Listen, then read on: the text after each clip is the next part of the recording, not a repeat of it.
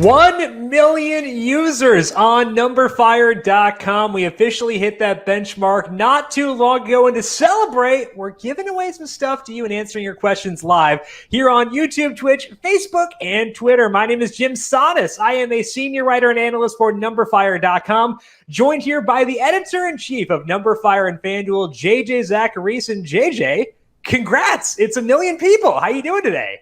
I'm good, man. I'm good. It's kind of crazy to think about. You know, you, Jim, were writing at numberFire before I was even at numberFire. You were like an OG, and then I came on board, and you started hating your life after that, I'm sure. But it's been a really long time. That numberFire has been around, and now we're part of FanDuel. We've been part of FanDuel for a good bit. And it's a really awesome accomplishment. And we're celebrating that. For everyone that's had a part of numberFire and building it up, whether you were a writer for the site, whether you worked in the back end, whether you worked on the business side, and if you were a reader of numberFire through the years, big thanks, because you're the reason that we're able to do this and that we are celebrating this 1 million user situation. Yeah, I mean, I wrote my first piece for numberFire like sometime in March of 2013. It was about Vance Worley being the opening day starter for the Minnesota Twins. So, things have come a long way since then for sure. We want to thank all of you for the contributions you have made to numberFire.com, getting us to 1 million users. And as a thank you to all of you for what you've done for us here at numberFire, I wanted to give away some free stuff. We're going to be giving away FanDuel credits, numberFire Premium, and NFL jersey. We're starting things off here with $20 in FanDuel credits. That's our first giveaway. You see the timer here to the right or left? I actually don't know which way I'm pointing here. Yeah, the right way. Okay, cool. Pointing the right way. The timer there is counting down to when we are giving away our first giveaway here, $20 in FanDuel credit. The way to get yourself entered for that drawing, go to the YouTube description. Click expand, because it does collapse down. Click expand, and there is a King Sumo link in the description. Click that, enter your email. We're going to do a drawing for FanDuel credit, $20 in FanDuel credit coming up in 7 minutes and 30 seconds. However, that's not the only thing we are doing for today. We are also taking your questions about this year's NFL draft, because if we've got JJ here, we kind of got to grill him about his rankings heading into the draft. The draftee, 8 days away. We are almost here. And we're going to be back again next week for the draft. We're going to have a live stream for you for the first round on Thursday and for the second and third rounds on Friday. That is me, JJ, Brandon Gadula, and Ryan Williams, our newest contributor here at numberFire and FanDuel. He'll be joining us to talk about DFS specifically, but also best ball of the draft. Brandon and I are going to talk through our win total projections that we have for this year, how those change throughout the draft, implications of those. JJ, are you going to have projections all cooked up for that as well? I will, yeah. I've been going through those this week, building them out a little bit. So they'll be ready to go. When guys get selected, I'll be able to input them and build it out a little bit. Usually takes like a couple minutes because I can't just do it with like a snap of the finger. But so any relevant, skill player, we should have some projection for. If it's, a guy, obviously we're only doing day one and day two. If it's a player, who's not necessarily going to see that much action, it's probably not necessary. But, the big guys, and there's a lot of good wide receivers, so it should be fun. Yeah, it's going to be fun. So that'll be Thursday, 8 p.m. Eastern will be the first round stream with myself, JJ, Brandon, and Ryan. Back again on Friday, 7 p.m. Eastern, going through rounds 2 and 3. And there will be a lot of impact guys from a fantasy perspective going in those rounds as well. We talk about betting props as well for the draft, the implications of those throughout the draft as well. So make sure you are subscribed to the FanDuel YouTube page so you can get that as we do that next week. Altera is asking, did you guys prefer the Zoom draft last year or the typical in-person draft? So talking about the NFL draft coverage, I thought it was fun because the Bill Belichick dog thing was great. Bill Belichick himself, not the most photogenic person, not that I can speak personally, but I'd rather see a Husky than Bill Belichick. So I was actually kind of on board with it. The draft is fun, seeing guys getting to celebrate, being drafted, celebrating their family. But if we get a Bill Belichick dog moment, I feel like it's hard to say no to the Zoom draft, right? Yeah, I mean, I feel like with some practice, eventually we would get in situations where like they would be more well prepared for some of the stuff that like went down and like some weird things. If they do that every single year, then they'll be able to be a little bit more polished than they probably were last year. I think last year, just like given everything that was going on, like that was the first big event really, across the country that was happening, since the start of the pandemic. And so it was just really an awesome time in general. So I think that that's always going to like hold a special place in our heart. But I still like the live stuff. I like the bro hugs. I like the awkwardness of them. And the booing of Roger Goodell. Yeah, the booing, the crowd, and like being able to. I just love that like environment. Yeah. So I would probably go with that. But look, I think last year, given the circumstances, it was awesome to see what they pulled off, and they did it in a fairly flawless way. Yeah, I was pretty impressed with it. So I think that we're pro Zoom draft, but also pro live draft. I don't know if that's a cop-out, but we'll go with that for sure. So we're going to have a lot of options for next week for the NFL draft, talking about different places you can watch. Like everywhere is probably going to be streaming, but nowhere else will you get JJ Zachariason with his live projections on air. So make sure you come back next week on Thursday. But we're going to talk some draft here. And JJ, because I have you here, we got 4 minutes left in the drawing, so make sure you get those submissions in over on the YouTube link. Got a question from John. Do you think the Cowboys, a.k.a. Jerry, will go for the shiny new object wide receiver or tight end, or actually draft for need, offensive line, cornerback, defensive line the first round? So, John, I would say Kyle Pitts ain't going to be there, so don't worry about that. No concerns there. But, JJ, wide receiver, it seems like it's probably a bit too crowded. So I feel like although the Cowboys can get this like semi-ambitious type of approach to drafting where they will go, Jerry Jeudy, it may not be totally necessary, but it's still very fun. I feel like this year's probably not going to be that year. Am I off in that assumption? Yeah, I mean, I would doubt that Dallas goes wide receiver. I think that we've seen mocks where Kyle Pitts falls. Just because there are teams, if he gets past 4, let's say, there are teams where you can make the argument they go in a different direction. But, even like Cincinnati at 5, I mean, there's just so much that has to go in Dallas's favor without them trading up for them to be able to land a guy like Pitts. I mean, and then, Pitts, obviously, I mean, the ideal landing spot for Kyle Pitts is the Chargers, but he's just not going to fall that far. It's just no. I have Jared Cook in a Dynasty league. I really don't want him to go there. Yeah, I got a lot of Donald Parham. So, I highly doubt they get Pitts. And if they don't get Pitts, I just don't see a scenario where they're going to go wide receiver in the first round, because in the short term, and look, their window is now, right? And in the short term, they have their guys at wide receiver. And eventually some of these contract situations will play out. And CeeDee Lamb will probably move more to the outside, not play so much in the slot, and really develop as, a true alpha. But right now, I just don't think it's necessary for them to go that direction. Yeah, I think that I also don't know how much offensive line is a need in the first round for them. I mean, I kind of have some faith in Collins and Smith coming back, being decently healthy, and they're still good. With Martin and stuff like that. So I feel like defense is probably the way to go, John. I mean, they do need to get offensive line depth eventually. Yeah. But I think Tynasecki being there helps a lot too. So I think defense probably the way to go for the Cowboys. You got 1 minute and 40 seconds left before our first giveaway. So we're going to do that here pretty soon. Make sure you get it entered. Again, if you did not hear earlier, to get entered for the drawing, the first one is a FanDuel credit worth $20. Go to the YouTube link, check out the description, make sure you click expand to find the link, and click on the King Sumo link. Enter your email there. That'll get you entered for the first drawing and all the other ones as well. So just get that entry in right now. Okay, Benny, what is the craziest trade scenario you could actually see unfolding next week? So I don't know if it's crazy because it's very logical, and it's, you asked if we can see it happening.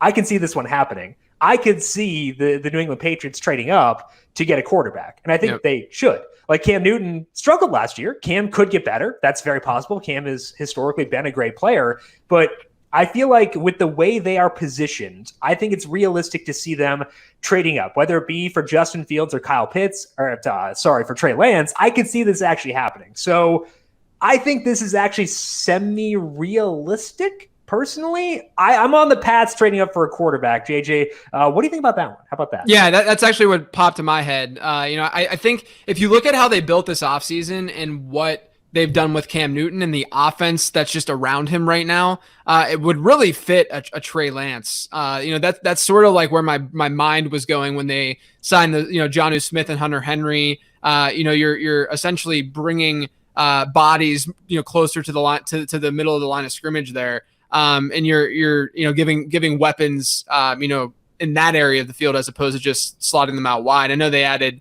veteran wide receivers via free agency. But realistically, Trey Lance, if there's one quarterback that fits the mold of Cam Newton in this class, it's probably a Trey Lance and what he can do there. So that's why, I got a question on my mailbag this week of like, I know that we just got a 10 minutes we're up, but we did. Yes. So I got a mailbag question this week of like, how would the Patriots projections change, if they drafted a quarterback? Well, it depends, because on one spectrum you have Trey Lance, which the wide receiver numbers, even if we assume that Cam plays half the year, whatever, those numbers won't change very dramatically. But Mac Jones is a completely different quarterback than both of those guys. So you have to change things, based on that. But are you saying you're not going to run quarterback power at the goal line with Mac Jones? Exactly. Sure? Exactly. So it depends on, that. I think, though, that Trey Lance makes the most sense for them. And that could also explain why they went and got Cam Newton, because they liked a Trey Lance and they had that opportunity to maybe get Trey Lance. And there would be a smoother transition there. So I think it's logical to think that the Patriots would be the one team that would trade up and get that quarterback. Yeah, I think that's realistic. And also it is crazy to think a team trading at 15 to get a quarterback. So hopefully that fits your criteria there, Benny. Andrew, are the 49ers really going to draft Mac Jones? I hope not, because I want to see Justin Fields there personally. It would be really fun to see that.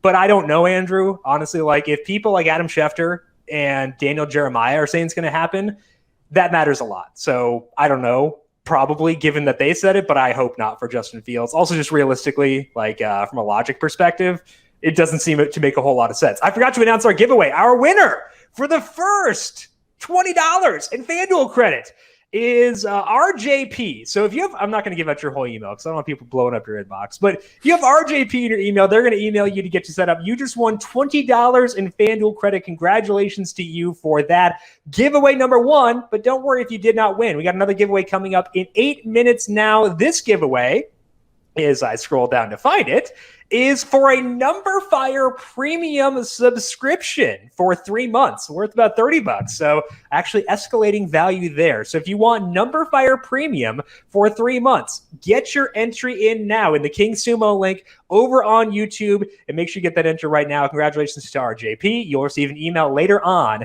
detailing ways to redeem your FanDuel credit. Let's go on to another question here. Bethany says hello. Hello, Bethany. Hello, Bethany. Her favorite analyst. I'm sure that Brandon is highly offended, but he'll be back with us on Thursday, so we can talk to him then.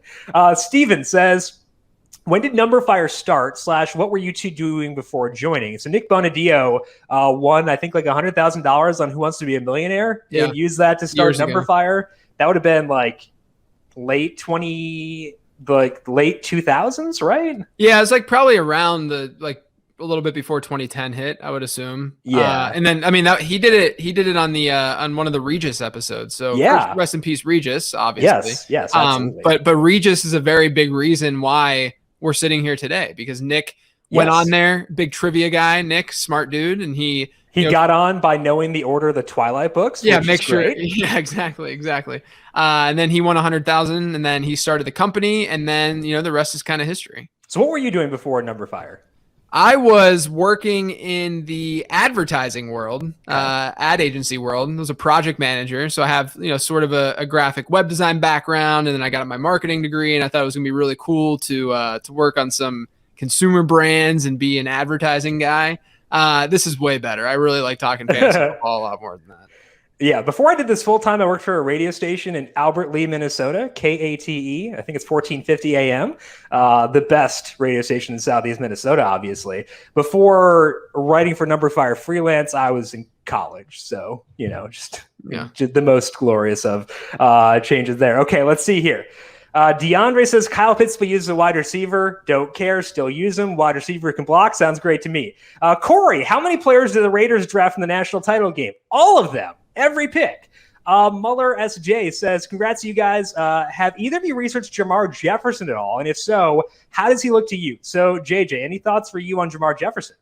Yeah, so he looked good in my model before his pro day, and it's just one of those things. So pro day numbers and combine numbers in general usually are way overrated. But I say that because if you have an input like draft capital in your model, or if you're looking at draft capital, it's likely because some of that's embedded in draft capital. So if a player is a freak athlete or something, like Chase Claypool's a good example last season, right? Chase Claypool tests like an alien. He just is absolutely insane.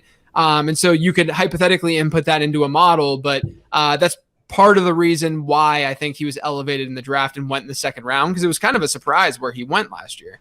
And so, sometimes that works to players' favors. A lot of times it does. And so I think there's some of that is embedded in draft capital. Now, it does matter. I found that it does matter. Athleticism testing matters a little bit more for running backs than it does at wide receiver.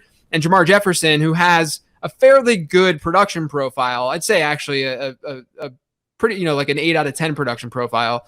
He didn't test very well. He doesn't look like he has that like burst and that athleticism. And so my fear with Jamar right now is not so much, again, pre-pro day and the way that I felt about him then. I thought he was like maybe even a fringe top 5 back in this class because the class isn't very deep. But then after that, you just see him now as a day 3 pick. And if a guy's a day 3 pick, it's hard to really rally behind him. So I've sort of pivoted to guys who are more likely to go day 2, like a Trey Sermon, who has, the bigger bodied and he can handle that big workload, than, a guy who would be going day 3, who would have to really climb that depth chart in order to see action. Yeah, and the draft spot matters a lot, because not only because it dictates playing time, because teams sometimes fall for the sunk cost fallacy and will go with guys that drafted high, but also because NFL talent evaluators, despite their flaws, are broadly good at what they do. So, like, if a guy goes high, that means that they're likely to be better. So that's why draft slot does matter. And if that pushes Jefferson down the board, that would be a major negative. Let's just stick with the running backs here. It's another question from Juan. Does Najee Harris land in Miami or Pittsburgh? I would think Miami with Tua. I don't think Miami goes running back early. We thought every time Miami was on the clock last year during the draft stream, we thought they're going to take a running back. Yep. They didn't. And I don't think it's because like Myles Gaskin did anything outrageous this year. It's because it seems like organizationally they don't value running backs all that much. And so to take one at 18 overall, I feel like there's no chance of that. But JJ, you're tuned in with Pittsburgh stuff. Is Najee a consideration for them? I believe at 24. Yeah, unfortunately, I say unfortunately, just because it's not a smart football decision to go after a running back early, at least that early. And Pittsburgh, I think Pittsburgh has a fairly well-rounded roster, but the main reason that they weren't able to move the ball offensively on the ground last year was not as much, James Conner related. I mean, partially, sure, or Benny Snell or Anthony McFarland. It's the fact that their offensive line was atrocious. I mean, the run blocking and pass blocking were both bad. It's a huge reason why we saw that offensive scheme. Everyone's yelling and screaming at the TV because they keep throwing these 3-yard slants to Deontay Johnson. But it's because they didn't have an offensive line to protect Ben Roethlisberger / to have any sort of formidable run game, right? And so to think that Najee Harris would be the answer is foolish, in my opinion. The Steelers need offensive line help desperately. Do they go in that direction? I think that if there's one team in the first round with the highest probability to go running back, it's probably Pittsburgh. And if it's Pittsburgh, it feels like Najee Harris would be the guy. He feels like a very Pittsburgh back. I mean, just in general. Yeah. And look, I'm sure internally they want to have a true workhorse again. And historically, that's how Mike Tomlin's teams have run things. But again, I think they have the highest probability to go that direction. I think that in an ideal world, they're able to get a lineman in the first round, center or something. And then in the second round, they're able to like luck into Javonte Williams or something like that and go that direction, because that would boost what is needed to be boosted, and then still get a very, very capable 3-down back. Yeah, so for the draft show next week, I'm not going to have time to do like my full process for ranking offensive lines. I did like a cheat sheet type method. Pittsburgh's last in offensive line rankings right now, given the Villanueva free agency stuff, given the retirements they've had. It's pretty grim. I think they need an offensive lineman of any kind, someone who can breathe and play offensive line. Sounds great. Sign me up. Yeah. Not much time left to get in for this next drawing, so make sure you get those submissions in for the next giveaway. We'll have another one after that, but this one is for 3 months of numberFire Premium. That giveaway coming in just a second. Devontae says Eastern Time is still superior. Never forget, that is a stem from our previous discussion for our 4 p.m. MLB DFS chat. Devontae is wrong. Eastern Time is terrible. Everything starts too late. I am too old to live in the East Coast. Jeffrey, what do you guys think about Jadeveon Clowney going to Cleveland? I think that it's a risky signing given the money they used for him, but it was a situation where Cleveland, if they can improve their pass defense, because I have my win total projections, the thing that's kind of bogging them down is their pass defense. And that's because it's hard to project their secondary to stay healthy, given what's happened the past couple of years. That's a concern for me. So I need them to get their pass defense better. I don't know if Jadeveon Clowney fixes that. It did improve them in my projected defensive passing efficiency ratings, but I don't know how much he actually moves the needle given the issues he's had over the past couple of years. Philip has a question for you, JJ. We're talking about, the evolution of numberFire. He's talking about the evolution of you. Are you still a late round QB advocate, or has that changed? I mean, I could talk about this for days, but the thing is that just to remember that the late round quarterback strategy has never been, like I always say, it's never been about a game of chicken. It's been about a game of value. Sorry, I'm getting so far ahead of myself because I have so much to say about this quarterback situation. So I think to dumb it down very, very quickly and easily, it's the fact that the quarterback market in terms of ADP is now very efficient. We have guys who are not only running the ball very well, but they're throwing it very well, better than anyone else in the league. And so when you combine those two things, it's very obvious who the top 8 or 9 quarterbacks are that are going to give you some sort of edge and really have that top 3 ceiling. And so as a result of that, it's a lot easier to go middle round QB as opposed to late round QB. And I had that same feeling last year. Like I had a ton of Josh Allen last year because of that fact, because the quarterback market was so efficient.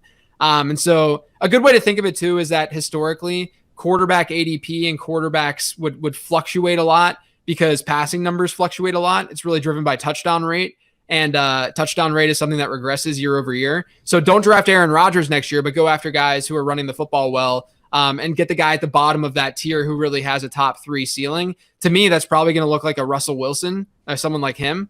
And you're going to be able to still get him at a reasonable price. So that's sort of the way that I'm approaching the position now. Yeah, I think that you have to, things do change, and adapting to that makes a lot of sense, but does not mean that we can't still get value later on. Okay, so we have our giveaway. I forgot again. We have our giveaway for the 3 months of numberFire Premium going to White Alvin. That is the part of the email. I don't know if that's like the name, but White Alvin, you've won 3 months of numberFire Premium. Congratulations to you on that. So they will email you. Oh, Alvin White, potentially. Okay, I think we might have a username, Alvin White, who will tweet pretty often. Hopefully that's Alvin. I like Alvin. Alvin's a good dude. So Alvin, congratulations to you. They're going to email you with the 3 months numberFire Premium. Congratulations on that. Next one, our next giveaway is $50 in FanDuel credits. So if you have not entered yet, go to the King Sumo link in the YouTube description. Go to YouTube. Click on expand for the description, click the King Sumo link, enter your email, and be like Alvin. Get your entry in so you can win a $50 in FanDuel credit for the next one. Okay, let's go to our next question here.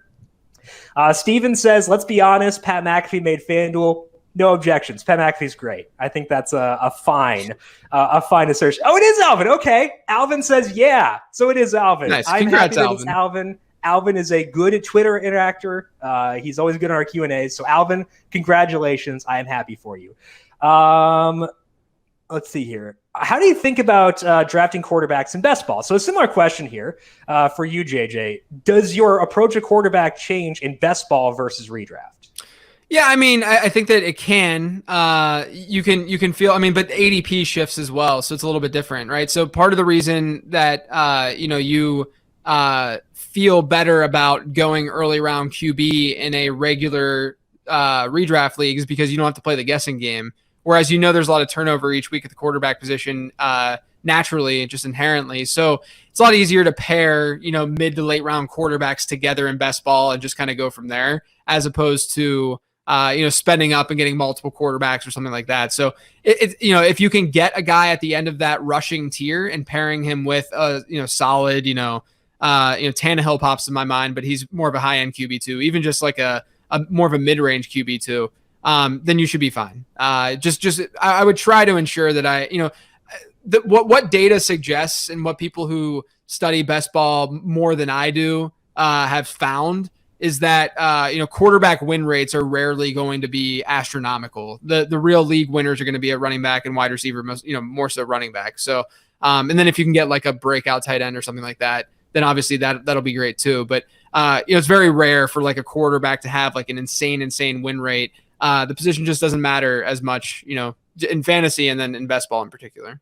Yeah, and it's important to keep that stuff in mind. And with best ball, I think the one thing that I would also note here is you need to note job security, because I've had times where I've drafted like Dwayne Haskins. That didn't go very well. I drafted Marcus Mariota the year before he got benched. So make sure you are considering job security as well when it comes to stuff like that, because you can't fix the mistakes you make during the year. We got a question about the Chargers. Should they take an offensive lineman or trade down? I'll take this one here because I think the Chargers, it depends on, I'm assuming that Penei Sewell is going to be off the board here. So assuming that he's gone, if they determine that Rashawn Slater is a left tackle, you take Rashawn Slater, because that offensive line has patched up a lot of holes everywhere else except for left tackle.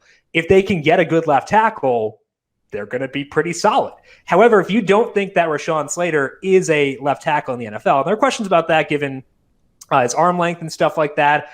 So if you can't get that, then you trade down. You always want more picks. You want more sides of the board. You want more darts to throw. So you do want to trade down. But I think that if you deem Rashawn Slater to be a left tackle at the next level, that's where you decide to lock in Rashawn Slater there.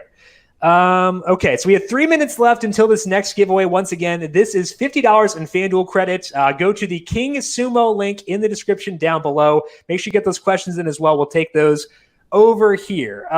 Let's see here. Let's scroll up to the most recent question that we've got. Oh, this one's for Brian. Brian, he asked, how soon after the NFL draft do you expect to have fantasy projections out for the rookies? Brian, tune in next Thursday and Friday. We're going to have our stream here on YouTube, Twitch, Facebook, and Twitter. JJ will be there giving out his projections for rookies live on air, 7 p.m. Thursday or 8 p.m. Thursday, 7 p.m. Friday. We'll also have myself, Brandon, and Ryan Williams going through that. That is next Thursday and Friday. So the projections will be live on air for next week. Okay, let's see here. Broncos going defense or right tackle. Yeah, given Juwan James' injury concerns, I get that, but their offensive line is pretty good outside of that. So I think quarterback is probably the bigger thing. Ideal, yeah. I say this, Derek, if you're a Broncos fan, I say this as someone who thinks Drew Lock is really fun. I think Drew Lock is a tremendous person to watch. Love the dance moves.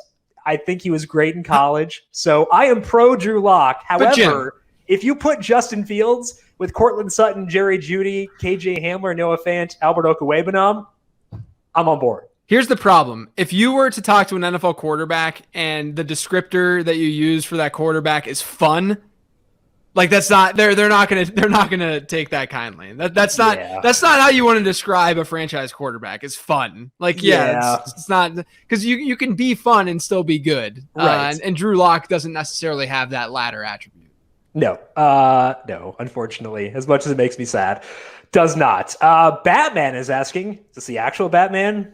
Will the Niners take Trey Lance at number 3? Okay, this one's pretty interesting. We were talking about Mac Jones before. Trey Lance, I think, is plus 290 at FanDuel Sportsbook, and I say that acknowledging that the line has moved like 73 times throughout the day today. It opened with Justin Fields the favorite today. Mac Jones then became even money. He's now minus 125, or at least he was last time I looked. Really? Justin Fields was plus 130. Trey Lance was plus 290. And I think that's kind of interesting. I still think it'll be Fields. Like, if you made me pick right now, I think it'd be Fields. But Lance is interesting in the sense that they have been pretty steadfast in saying that they're going to keep Jimmy Garoppolo around. That makes sense if you want to build around Trey Lance. Trey Lance is someone who, every quarterback does well in a play action heavy system, but we've seen Trey Lance do well with that in college. And also you read the quotes that Kyle Shanahan has said about the way he wants to use his quarterbacks is like he says, like if you have a guy who can run, that's like a cheat code. So I think he makes sense. I still think it's Justin Fields because I think the Fields, personally for me, is a lot above Trey Lance, but I still think Trey Lance is a lot above Mac Jones. So that's what I'm seeing there. Juan is asking, do you see Justin Jefferson blowing up this year? I know you were working on your projections. Might not have them done yet, though. But overall thoughts for you on Justin Jefferson? Yeah, I mean, he definitely can. I think I have him for like a 27% target share, which it's a runish heavy scheme. So, he needs that large target share to really have that kind of ceiling. But, there's room for growth there because they don't have a true wide receiver 3 on that team. They just got rid of Kyle Rudolph, which, he didn't play a huge role, but he still had like a 10% share, I think, last year. So there's just not a lot of bodies there. And that's usually when, a player can ascend and see like an astronomical target share in an offense, like we saw with DeAndre Hopkins at times in Houston. So I think there's a chance that we see Justin Jefferson hit that 30% target share mark this season. Like I think he's a candidate to do that. And if that's the case, then his ceiling is just as high as anyone else's. So I'm very much into Justin Jefferson. I think he's an incredible wide receiver. Absolutely. And that offense is built to be efficient. So he was efficient last year, but you can expect that to be the case once again this year. All right, we have our next giveaway. F. Cisneros has won $50 in FanDuel credit. Congratulations to F. Cisneros. If that is you, you will receive an email with details on how to redeem your $50 in FanDuel credit. Congratulations to you, Cisneros, on that win. $50 in FanDuel credit to them. All right, our next giveaway is a 1-year subscription of numberFire Premium. So if you want a full year of numberFire Premium, which is worth, I think, like $300, no, not $300. Okay, math.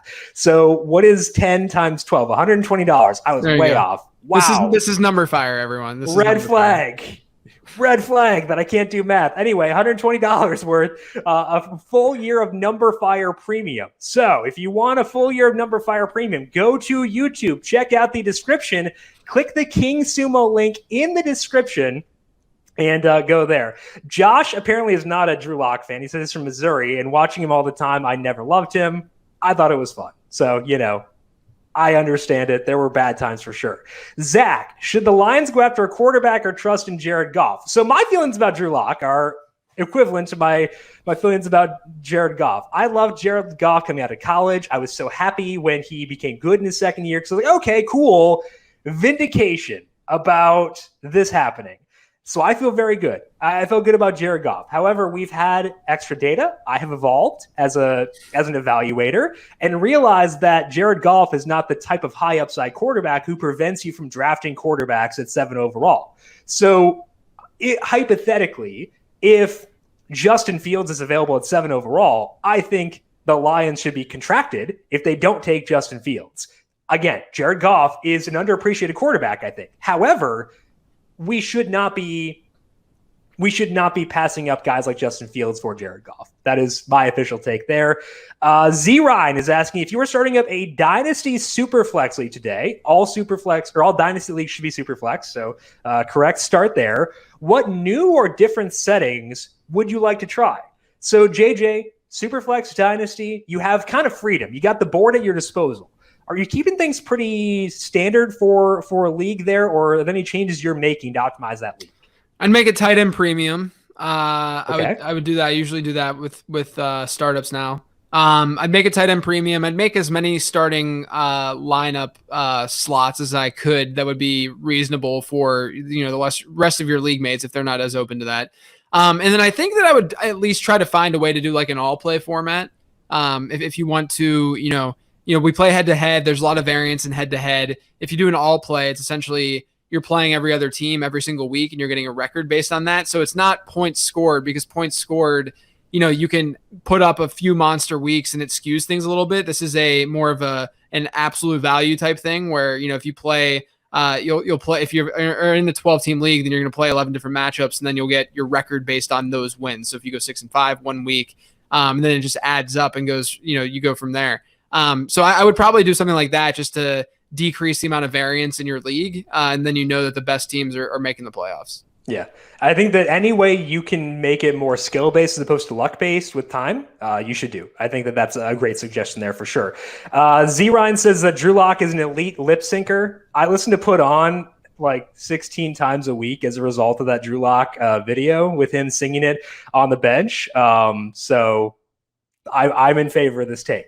DeAndre, since the Lions are in rebuild mode, do you think they trade down for picks? So DeAndre, if they don't go quarterback, they got to trade down. I think that that's where they're at. And they've been linked to the Patriots a lot with regards to the Patriots potentially trading up for a quarterback. So I think, yeah, I mean, if you're not going, if you decide that you want to give Jared Goff a year and see what he can do, trade down. Like trade down for sure. They've got so many holes they got to fix.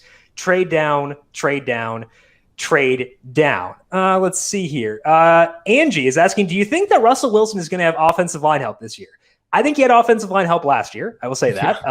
Russell sometimes has a tendency to create his own problems. Like if I were Dwayne Brown, I heard Russell Wilson trash talking the offensive line, I'd be pretty upset. So I have like my offensive line rudimentary rankings. They're 11th. That's probably too high, but the Gabe Jackson move helps him quite a bit. So I actually don't know how much of a need offensive line actually is for them. So maybe I'm alone in that, but I actually think they're actually kind of okay. All right, let's go to a question here. Steve-O apparently thinks you look like Joey from Friends. Like Joey from Friends? I look nothing like Joey from Friends. Which one is Joey? I don't know. I mean, it's Joey. I don't know. I refuse to watch Friends because it's very... well, I mean, Friends is a terrible show, first off. It's an absolutely horrendous show. You don't need to watch Friends. But I don't look anything like Joey. I've heard so many... I also look like every generic white guy. So, I mean, makes sense. But I've heard Flacco enough. I understand the Flacco one way more than I understand the Joey one. The Joey one is strange. I mean, the Flacco one is accurate. And I feel like, you know... Can we confirm you're not Joe Flacco? Have you been signed by the Eagles recently, competing with Jalen Hurts in open competition for that starting job? You wouldn't believe how many people just like tag me, congratulating me whenever Joe Flacco signed that contract with the Eagles. Okay, so we got another question about the Lions from Zach. He said, do you buy into Dan Campbell's philosophy he's bringing to the Lions? Ankles? Yeah, of biting kneecaps, or is another gimmick the same old ploy? So the sound bite was weird. I will say that. However, if you look at the signings that the guys Dan Campbell has brought in, like some of them are actually kind of interesting. This is a long way of saying I don't think Anthony Lynn is a bad person to bring on to your team. I think that Anthony Lynn, if he were not dealing with like clock management stuff, would be a fine offensive coach. Like we talk all the time about Austin Eckler and how great a tool he is for the current NFL. Like the reason he became what he was largely due to Anthony Lynn. So I think it's great for DeAndre Swift. DeAndre Swift has bigger issues, like because I'm not sure how efficient the offense will be, but they're probably going to use him in a good way. So Zach, just by looking at the assistants that Dan Campbell has brought on, I actually don't think it's that bad of a situation. So I don't know. Candace says, if he looks like Joey, then Jim looks like LeBron James. I'm assuming it's a hairline thing. If so, Candace, I love it. I haven't tried the paint on hair. I think that's the next step. Like when I started writing for numberFire, I had a lot more than this. We'll put it that way. I don't think I look like LeBron outside of the hairline. I appreciate it, but apparently people are not into the Joey from Friends comp. Someone else said I had the forehead of a Manning, so that's cool. Which Manning? Because Cooper has a good hairline. Cooper has a good forehead. Look, my forehead it's a forehead. It's Google fine. Cooper Manning. Cooper Manning he looks good. I don't know why he wasn't a pro. Just by looks alone, Cooper Manning should have been a pro. Juan is asking, will Antonio Brown join Tampa again, or do you think that Kansas City will target him and have Tampa regret? Obviously, Antonio still has fire to the game. So I don't know, like, I never actually got super into Antonio Brown last year. I don't know why, but JJ, I had a hard time, like, buying into the talent of Antonio Brown last year. I'm not sure if it was the layoff or what. but he never really convinced me that he was someone I should care too much about. What is your take on Antonio Brown, his situation right now? I think a lot of those feelings are mostly that he was more of a redraft type player than DFS guy per se. But I think he lost a step. He didn't look the same, like his same self, which was to be expected. But at the same time, you could say, oh, but now he has an off season to really get ready, and it's like, I mean, he's also past 30 now, and it's not like he's in this like prime shape, prime age for production. I think that Tampa Bay is probably the best spot for him because they can clearly handle the personality side, which they did. I don't know how that's going to go on a separate team. I mean, it seems like he's doing a lot better, which is great. And hopefully that's able to continue. But I still think that Tampa Bay is the ideal landing spot for him. Just in terms of, if we're trying to get production out of him, because, realistically, it could just end up being a mess elsewhere. Yeah. And that's the kind of thing is, especially with the draft coming up, there are going to be a lot of pass catchers who go. That's going to muddy a lot of situations. So if he wants to have a legit role, Tampa Bay would make a lot of sense there. So if you're hoping for things to go well from that perspective, might want to be cheering for Tampa Bay. One more question here before we get to the next giveaway. Jeff is asking for thoughts on Dak's return. Will he excel coming off his recent injury and actually earn all the money he is signed for? So, JJ, you can give your take. My take here is with the offensive line hopefully being less just dumpster fiery, given all the injuries, I feel good about Dak coming back this year, and that makes me feel good about the Cowboys. What about you?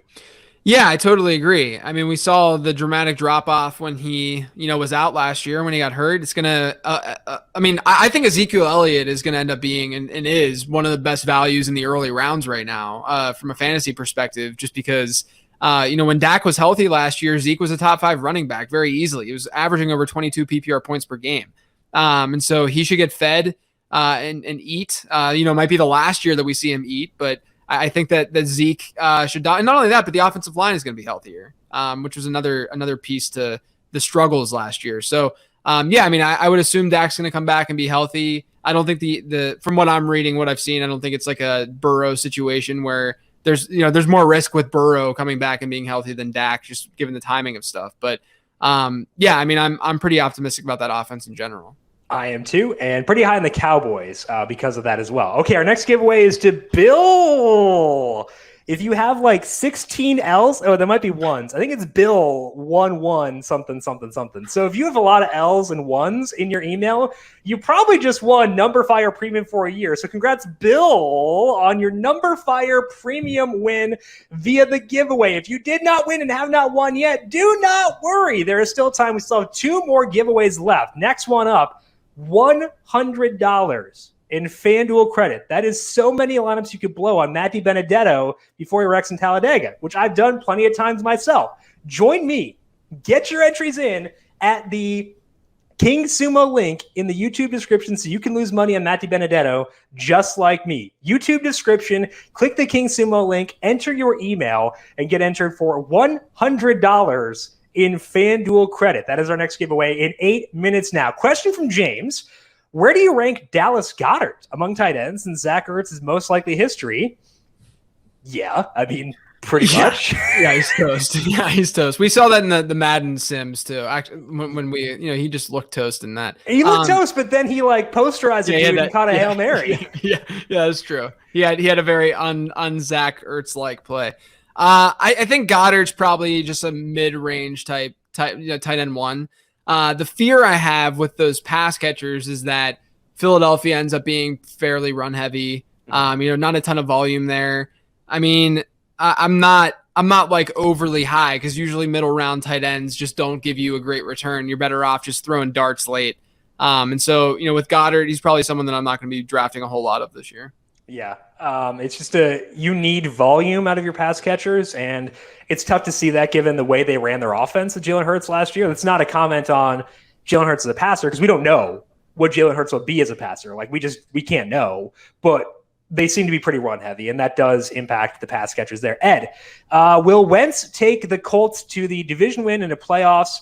So looking at my projections, I have a hard time getting super high on the Colts. The problem is I can't get super high on anyone in that division. Yeah. The Texans, there are the Texans. The Jaguars have Trevor Lawrence. We'll talk about them in a second because we've had a couple of questions about them. And the Titans have lost a lot of key pieces this year. It's not just, not just Jonnu Smith. It's not just Corey Davis, but like they've lost some other guys too. So I don't know who's actually going to be good in that division. I still lean towards Tennessee. Despite all the losses they've had, I still think that they're the best team in that division. And Carson Wentz is a part of that because it's hard for me to get like super jacked about Carson Wentz, given that they did lose their left tackle this past year. So and it sounds like Quentin Nelson's not going to move to left tackle. They're probably going to have a rookie at left tackle most likely. That's kind of concerning. So I still lean towards the Titans. JJ, any takes for you on the AFC South? Does it seem like people just like have takes on offensive lines and they just like stick around for a few years and like that's just how people like what you were talking about earlier with Seattle is a good example where everyone assumes that Seattle has had this like horrific offensive line because of the way that Russell Wilson will hold on to the ball and try to do a little bit too much. But I mean, they upgraded that offensive line like a year and a half ago, halfway through the season with that trade. And then, like I feel the same way with the Colts in a way, like the offensive line stuff better than I do, but it just seems like it's this like automatic take that they have this like elite offensive line. And I think that there's more concern with that line than people sort of give them credit. I think Tennessee's probably still the favorite. I would agree with you because, part of it too is that one of their biggest weaknesses right now is wide receiver. I think if you look at the first round of the NFL draft, if there's one team that is a lock or the closest you can get to a lock to go wide receiver in the first round, got to be Tennessee because they're sitting right in that, like, I think 22 spot, right? And that just is prime position to get, like a Rashad Bateman or something, or even Elijah Moore if they want to like a perceived reach. But I think Elijah Moore is really strong.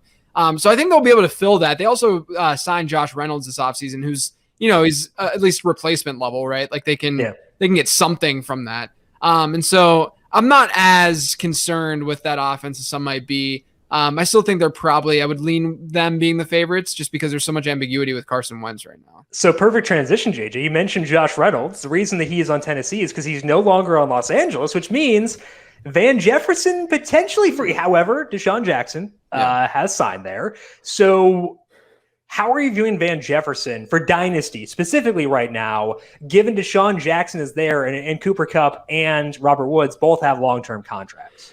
Yeah, I wasn't on Van as a prospect, and the only reason I have him on some dynasty teams is because no one else was on him as a prospect, despite the fact that he had good draft capital. And I was just like, you know what? 4th round of Superflex League? Sure, he's got 2nd round draft capital or wherever he went. So yeah, I feel fine about that kind of price tag. But I just think, if you're landscaping the league and you're looking for second-year wide receivers who didn't do a whole lot their first season, number one, it's very rare to find a wide receiver who did very little his rookie season to then be something significant in fantasy football through the rest of his career. But number two, I would much rather trade for a Bryan Edwards who has a much clearer path to relevancy this season, who was a better prospect in my eyes, who was a very young prospect too. Van Jefferson was an old prospect. So, just because of that, because of the price tag in terms of trading for them or targeting them, I'd rather go for like a Bryan Edwards dart throw than a Van Jefferson dart throw. And then you add in the fact that Deshaun Jackson is there and he fits what they have really perfectly. Like they need speed. And that's exactly like that. To me, Van was always an insurance of the other guys that are there if they didn't get those deals done, because he can play everywhere and he can play in the slot and he can play like the Robert Woods role. He can do those things. He's just not as good. And so because of that, I think he was more an insurance pick. And we've seen the Rams make insurance like picks like that under this regime. So that's why I'm just not super high on him. I just don't think he's that, big of a difference maker type player. Yeah, I think that's the right way to play it. I know that there was a lot of optimism around him once Reynolds left, once Matthew Stafford went there, but sometimes guys don't play for a reason. I think that's worth considering for sure. And Bryan Edwards is blocked by Henry Ruggs, John Brown, and Darren Waller. That's a pretty fluid. He can ascend. Yeah, that's a very fluid depth chart is the way that I phrase that. Question here from Jeffrey and Sithcode. They both asked about the Jaguars. So they're asking about Trevor Lawrence, expectations for his rookie year.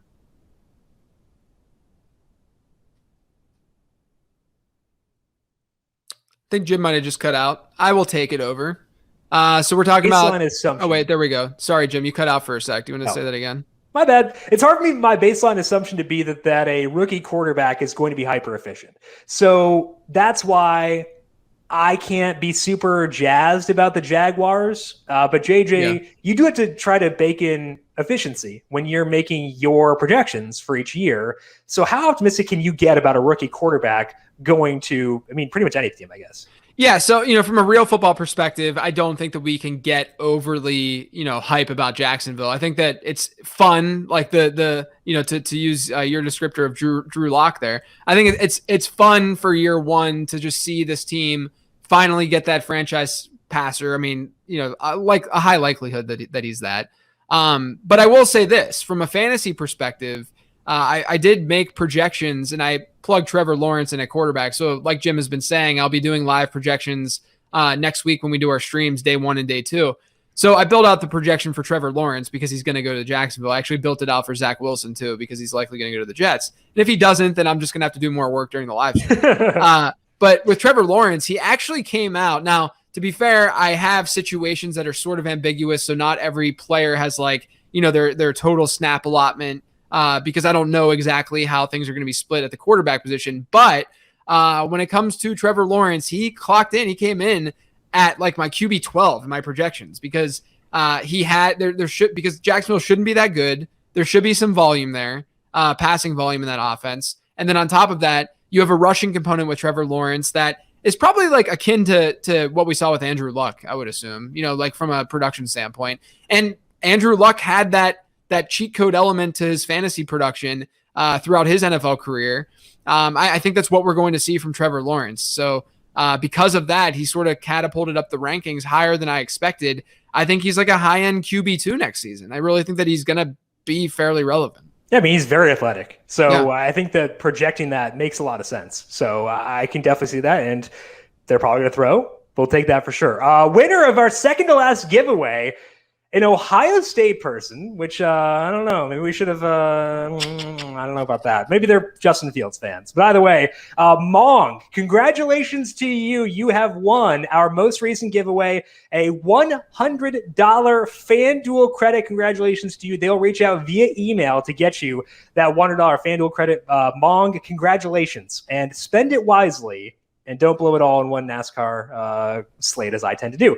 Okay, the final giveaway for us is an NFL jersey of your choice. So how this is going to work is we are going to close out the contest. We're going to draw for a final name, and they're going to give you a jersey. You get to just say, hey, I want a Drew Lock Broncos jersey. I think Derek said he's a Drew Lock fan. You can get a Drew Lock Broncos jersey for free via this giveaway. So you got time. Go to the YouTube stream, go to the description, check it out, click the King Sumo link, enter your email. Shauna says Ohio State is awesome. Yeah. A little wishy-washy there. I don't know. But go there, check out the description, enter your email, and get entered to win. Shauna, it's just because they beat my Northwestern Wildcats in the Big Ten championship game twice. I was very sad. I was there for the Dwayne Haskins one. Didn't go well, went even worse this year. So some raw feelings towards Ohio State for sure. But 8 minutes left to win the NFL jersey of your choice. Andrew's asked a couple of times about Sam Darnold. I don't want to talk about Sam Darnold here. He's going to Carolina. It is a better situation by a wide margin, both for play calling and for skill set around him, than he's had previously. However, we haven't seen much out of Sam Darnold so far. So what are your expectations for Sam Darnold, assuming he starts in Carolina this year? My expectations aren't high because they don't need to be high. There's enough quarterbacks out there from a fantasy standpoint that you don't need to care that much. Now, from a real football standpoint, he landed in the right spot. You have Joe Brady, who, might be a quarterback whisperer / offensive guru. He's obviously has a decent track record given his age. And then you have the weapons around him that are fairly strong. You have CMC in the backfield with DJ Moore and Robbie Anderson, where he's reunited with Robbie. I think that they're going to make the offense fairly simplistic, which should help him. But at the same time, we just haven't seen enough from Sam Darnold yet to really sit here and say this absolutely, I'm not a take machine. I'm not going to say that this absolutely will change Sam Darnold's outlook, because realistically, I've done plenty of studies on every position of how a guy performs early in his career, how that projects for the rest of his career. And really the guys who, so the plus side for Sam Darnold is that the guys who have really bucked the trend and the quarterbacks who sucked to start their careers that then ended up being good, they needed a change of scenery. That's really what it came down to. Well, and you think about the guys who have done that, they've gone to good play callers, like Arthur Smith with Tennessee. You've got Alex Smith going to Andy Reid. That in Joe Brady, I think we can probably regard as being that. Drew Brees going to Sean Payton. Exactly. Yeah. I mean, and Jared Goff when he gets Sean McVay. So you have that upside, right? And then the Josh Allen situation is unlike anything we've seen. I mean, we'll see what happens. Moving if you could follow a blueprint of add Stephon Diggs, everyone would. Yeah, right. I mean, there's reasons obviously that Josh Allen was able to ascend, but I also think that we'll look back and say that was he's an outlier. Like this, we can't expect that to happen. But to your point, Jim, the change of scenery, the good offensive mind, all of that combined should give you some optimism about Sam Darnold. It's just that we know the hit rate for something like this is not very significant. And to me, looking at the draft next week, if this forces Carolina, if they're on the clock and Justin Fields is sitting there, which is very possible to still happen, if that happens and they decide to trade out or if they go a different direction, questionable decision because of this hit rate, and the probability that Sam Darnold actually works out. So, he's not someone that you need to really worry about in 99% of fantasy leagues. So I wouldn't worry about it from that standpoint. I think it's a reasonable high upside look from a team building standpoint, but it really should, hopefully does not handcuff them into making really suboptimal choices in the draft next week. I mean, there's a chance Sam Darnold could pan out, which is like what you were talking about. Like there are guys who have done it before. Just don't make that assumption, I think is the way to handle it right now. Tyler asked about Terrace Marshall. There was news today that he had an issue with his medical check at the in Indianapolis. JJ, obviously, you're probably not going to change your rookie ranks based on that, but it could impact draft slot. Right. And I think that's the concern. How are you feeling about Terrace Marshall? Why were you on him to begin with? I think it's probably the best way to phrase this. Yeah, so, a lot of people are giving Devontae – I could talk about this for 30 minutes right now. A lot of people are giving Devontae Smith a pass or Jalen Waddle a pass because of the competition they played with. And they're not talking about Terrace Marshall enough. When Terrace Marshall played with Jamar Chase, who's going to be probably a top 5 pick, top 6 pick in this draft, at least top 10 pick. And then they also – he also played with Justin Jefferson. And if you look back – at Terrace Marshall's sophomore season, which is when Jamar Chase was a sophomore, is that Joe Burrow year. Through the first 4 games of the season, I'm looking at the first 4 because he hurt his foot in the 4th game, and I think this is part of the injury concern that's out there right now.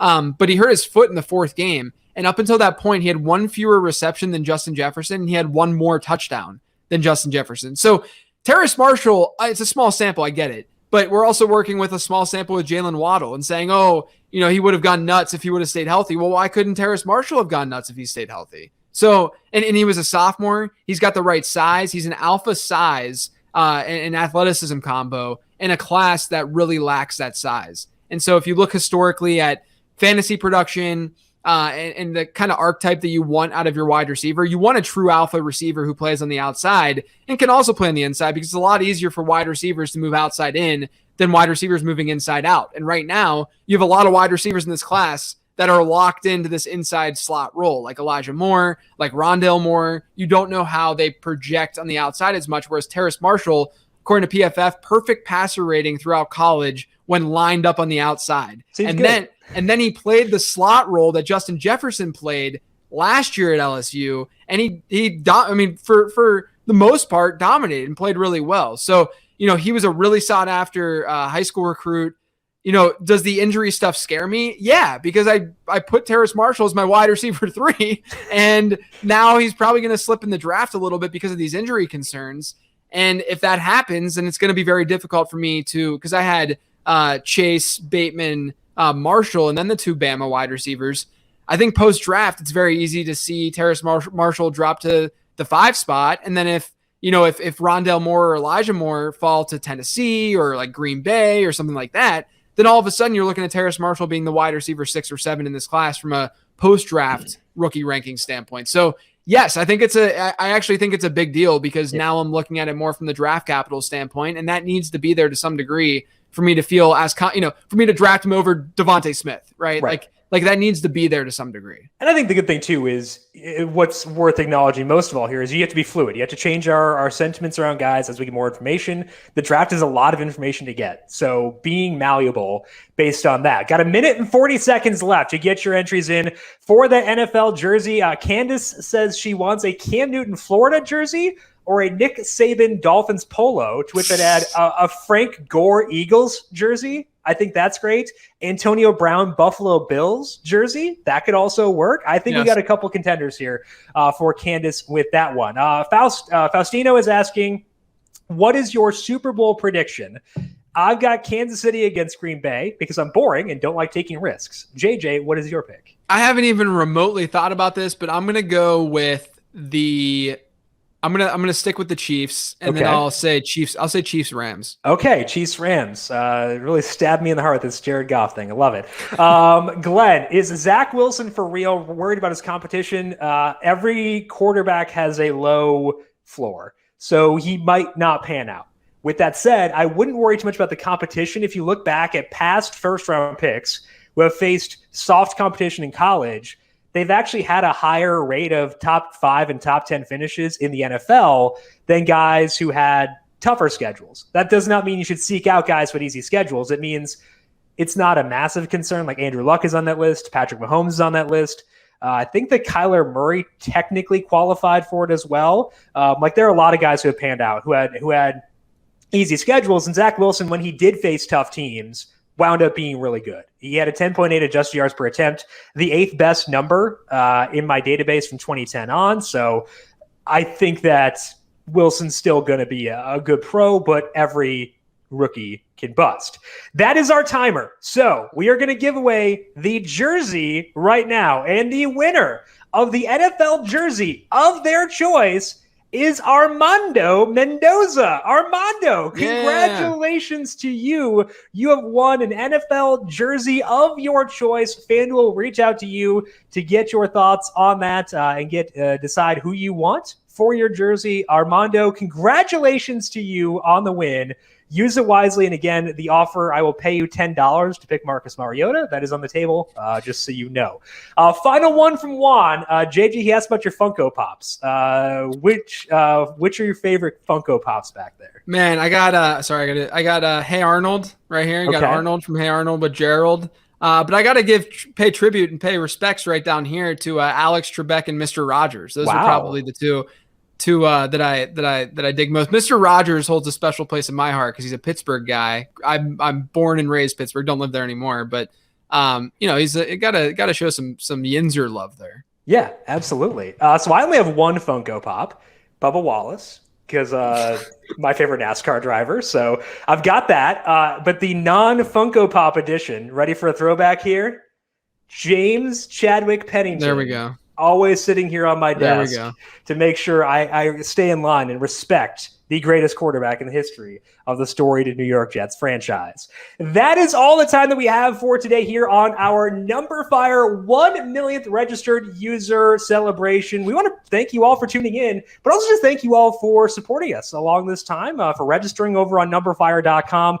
If you did not win, you can still go to numberFire. It's $9.99 per month for premium now, which gets you the MLB heat map, all that great stuff. So, Juan actually has a Twins Funko Pop. Okay, good. I like it. Wonder Twins. Just kidding. I thought it was Minnesota Twins. I don't know what the Wonder Twins are. But either way, want to thank you all for tuning in and thank you for supporting numberFire throughout all this time. JJ, if people have not listened to the Late Round podcast, where can they find that and your work? They can find it anywhere podcasts can be found, and you can find links to it and stuff on Twitter, my Twitter, @LateRoundQB. And congratulations to JJ on your 500th episode of the Late Round Podcast, too. Thanks, Jim. Appreciate it. I'm on Twitter Jim Sannes, JimSannes. We do our Heat Check Fantasy Podcast, our PGA, NASCAR, and UFC. Big UFC slate this week, and NASCAR's in Talladega. We also have our daily baseball podcast, The Solo Shot. You can find all those by searching for the numberFire Daily Fantasy Podcast. We have Q&As on this channel every weekday.